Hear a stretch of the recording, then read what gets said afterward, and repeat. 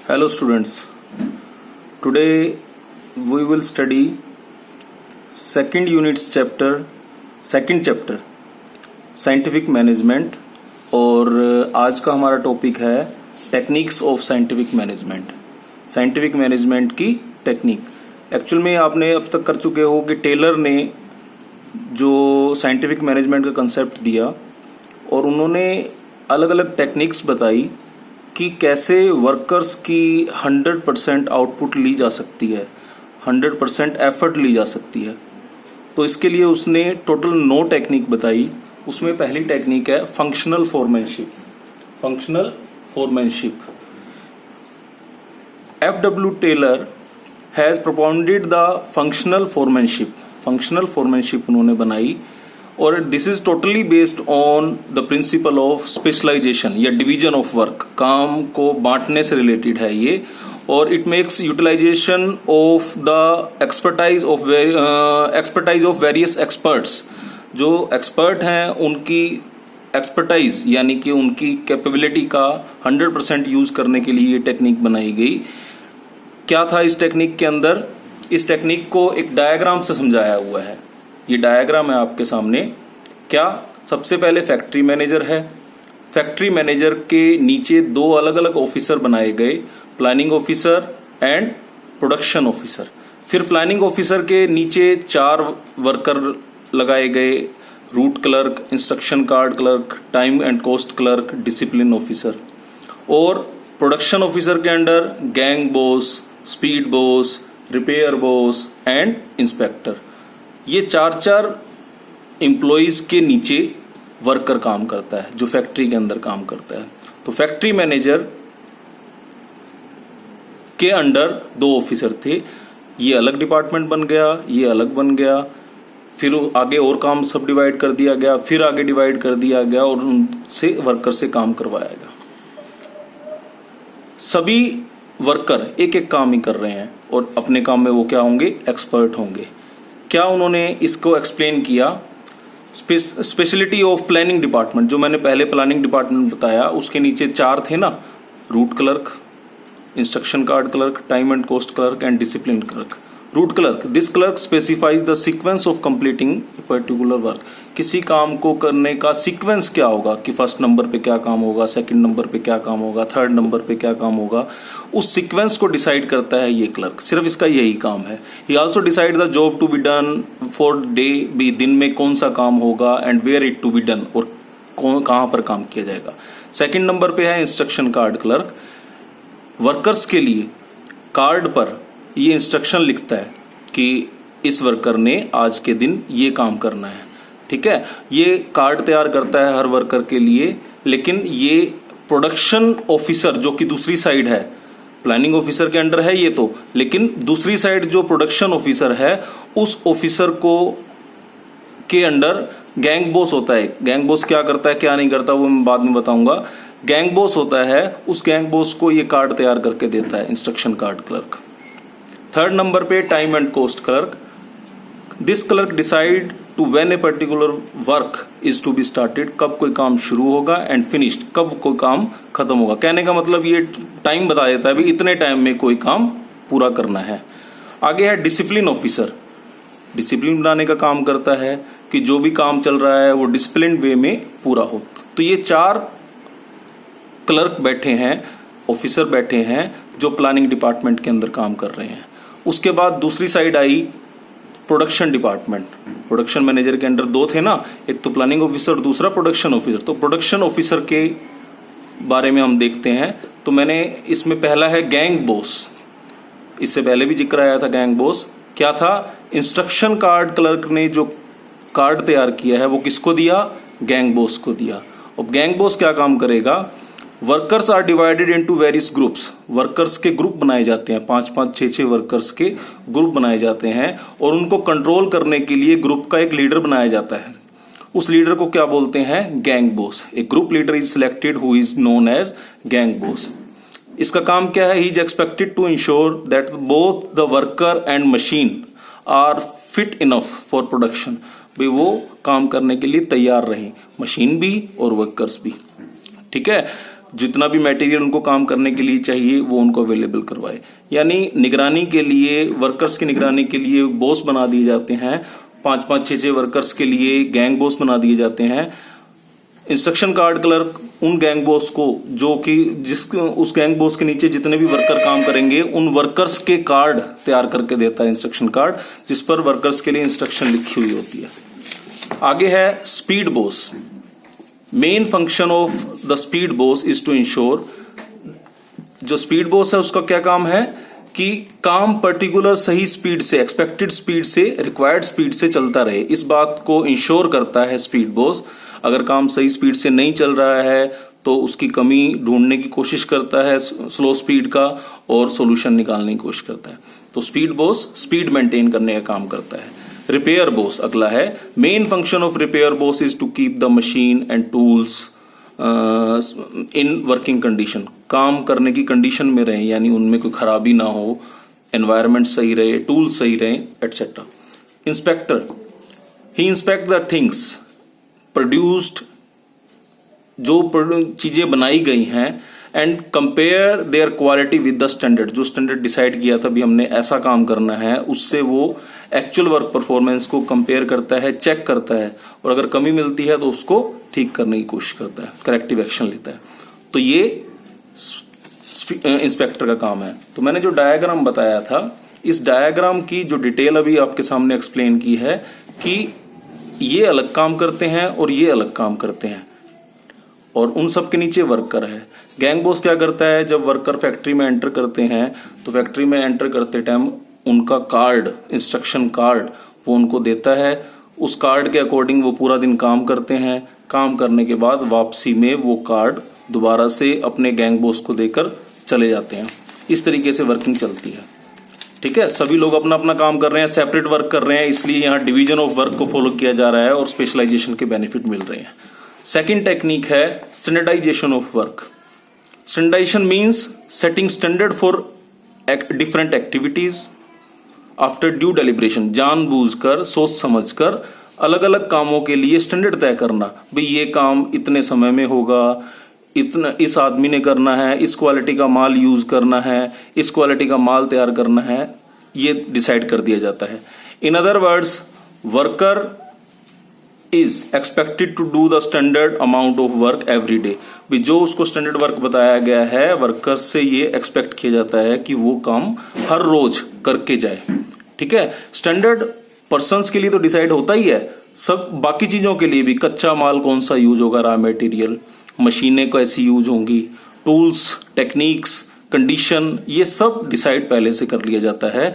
ये है standardisation of work. Standardisation of work अगर हम कर लें तो एक ही तरह का, एक बिल्कुल डिटो प्रोडक्ट, एक जैसा प्रोडक्ट हर बार तैयार हो पाएगा, क्योंकि same raw material, same machine, same tool, same technique use होंगी, तो आउटपुट हमेशा सेम ही मिलेगा आपको। ठीक है, तो ये स्टैंडर्डाइजेशन ऑफ वर्क है। नेक्स्ट है simplification. Simplification means putting an end to unnecessary type of quality, size, weight etcetera. भाई जो फालतू के टाइप हैं, क्वालिटीज हैं, साइज हैं, उनको अपने काम में से एलिमिनेट कर देना, अपने काम में से हटा देना। जैसे इन्होंने एग्जांपल दिया हुआ है, शूज के जो साइज होते हैं 1, 2, 3, 4, 5, 6 ऐसे नंबर होते हैं शूज के साइज के। ऐसा तो नहीं होता 1.25, 1.5, 1.75, इतने कम डिफरेंस के शूज पैर किसी के भी नहीं होते हैं। तो अगर हम इन नंबरों में बनाएंगे तो बहुत सारे पीस बनाने पड़ेंगे, तो हमारा काम अननेसेसरी बढ़ जाएगा। तो ऐसे में इनको एलिमिनेट करके, अननेसेसरी साइजेस को एलिमिनेट करके हम अपने काम को सिंपल कर सकते हैं, जिससे हमारा खर्चा भी कम आएगा, एफर्ट भी कम लगेंगी और अच्छी क्वालिटी का माल भी तैयार होगा। ठीक है, नेक्स्ट है मेथड स्टडी। टेक्निक क्या है? Method study. किसी भी काम को करने के बहुत से मेथड होते हैं, और इस स्टडी का ऑब्जेक्टिव क्या है कि काम को करने का सबसे अच्छा मेथड ढूंढना। स्टडी के द्वारा हम काम को का अच्छा मेथड ढूंढते हैं। इसके लिए अलग चार्ट यूज किया जाता है, ऑपरेशनल रिसर्च टेक्निक यूज की जाती है, ताकि हमें सबसे अच्छा तरीका मिल जाए काम करने का। नेक्स्ट है motion study. Refers to a technique to study the movement of those are necessary for doing a well defined job और वर्क। भी किसी काम को करने के लिए मोशंस मीन्स हमारे जो हाव भाव होते हैं वो डिसाइड करना। कई बार the movie camera is use to conduct this study, इस काम को करने के लिए मूवी कैमरा यूज किया जाता है। The main objective of this study is to eliminate the unnecessary motion, फालतू के जो हाव भाव है हमारे एक्टिविटीज हैं उनको एलिमिनेट करना, ये हमारा मोशन स्टडी का पर्पज है। जैसे जो मिस्त्री होता है ईंट लगाता है, ईंट से दीवार बनाते हैं ना, तो उन दीवार बनाते टाइम वो 18 तरह की एक्टिविटी करता है, लेकिन जब हम मोशन स्टडी को करके देखते हैं तो सिर्फ 5 एक्टिविटीज को करके ही वो काम को पूरा कर सकता है, और कहीं कहीं तो वो सिर्फ 2 एक्टिविटी से ही वो अपना काम पूरा कर सकता है। ठीक है, नेक्स्ट है time study. It refer to determining the standard time required to complete a particular activity, किसी काम को करने के लिए कितना टाइम लगना चाहिए, स्टैंडर्ड टाइम भी कितने टाइम में वो काम पूरा हो जाना चाहिए। स्टैंडर्ड टाइम के लिए हम क्या करते हैं, 8-10 लोग वर्कर से काम करवा के देखा, उन्होंने जितने टाइम में काम किया डिवाइडेड बाय 10 कर दिया, एवरेज टाइम आ जाता है और वही डिसाइड हो जाता है भी इतने टाइम में काम होना चाहिए। फैटीग स्टडी, थकान अध्ययन, भी कोई भी आदमी जब काम करता है, रेगुलर काम करते हुए थक जाता है और थकने के बाद उसको रेस्ट करने के लिए टाइम देना चाहिए, तो कितना टाइम देना चाहिए उसको कैलकुलेट करने के लिए फैटिग स्टडी की जाती है। It refers to determining the duration and frequency of rest interval to complete a particular job, किसी काम को करने के लिए कितने टाइम के लिए रेस्ट देना चाहिए और कितनी बार रेस्ट देना चाहिए, ये डिसाइड किया जाता है। थकान उतारने के बाद वर्कर रेस्ट से रिफ्रेश हो जाते हैं और फिर फुल एनर्जी से काम करेंगे, फुल कैपेसिटी से काम करेंगे। आगे है डिफरेंशियल पीस वेज सिस्टम, भी वर्कर्स ने जैसा काम किया, जितना काम किया उसके अकॉर्डिंग उसको वेजेस मिलेगी, यह है डिफरेंशियल पीस वेज सिस्टम। एक वर्कर ने 20 यूनिट तैयार किए, उसको तो 5 रुपए पर यूनिट दिया, और एक वर्कर ने 20 से कम यूनिट तैयार किए तो उसको 4 रुपए पर यूनिट दिया, तो अलग अलग वेजेस हो गया ना। अगर किसी ने 18 यूनिट बनाए तो उसको तो 4 रुपए के हिसाब से मिलेगा, क्योंकि 20 से कम बनाए, स्टैंडर्ड बना दिया था 20 बनाने हैं, तो 20 से कम बनाए तो 18 इंटू 4 72 रुपीज मिले, और दूसरी तरफ जिसने 20 बनाए उसको 5 रुपए के हिसाब से 100 रुपए मिले, 28 रुपए का फर्क आ गया, एक को 100 मिले, एक को 72। तो इस तरीके से अलग अलग वेजेस अगर दोगे आप, अलग अलग रेट से दोगे तो वर्कर अपना 100% यूज करेंगे। लास्ट टेक्निक है mental revolution, calls for change in mindset of both employer and worker, employer और वर्कर के माइंडसेट को चेंज करना। टेलर ये मानता था कि एम्प्लॉयर और एम्प्लॉई दोनों ही एक दूसरे के लिए जरूरी हैं, अगर दोनों में सहयोग होगा, कोऑपरेशन होगा, तभी काम सक्सेसफुली पूरा हो सकता है। लेकिन प्रॉब्लम यह है कि दोनों में आपस में डिस्प्यूट देखा जाता है, एम्प्लॉयर और वर्कर दोनों एक दूसरे के अगेंस्ट मानते हैं।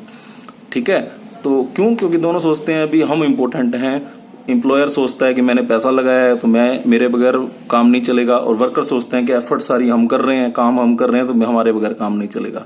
तो दोनों प्रॉफिट के बंटवारे को लेकर आपस में लड़ते रहते हैं। तो टेलर ने कहा instead of fighting over division of profit के बंटवारे को लेकर झगड़ने से अच्छा ये है, both the party should make effort for increasing profit बढ़ाने के लिए दोनों पार्टीज को एफर्ट करनी चाहिए। ऐसा करने से प्रोडक्शन इंक्रीज होगा, प्रोडक्शन इंक्रीज होने से प्रॉफिट बढ़ेगा, और प्रॉफिट बढ़ने से वो आपस में उनको दोनों को ज्यादा हिस्सा मिलने लग जाएगा, तो division of profit will be meaningless. Clear है? तो इस तरीके से टेलर ने ये 9 टेक्निक्स बताई।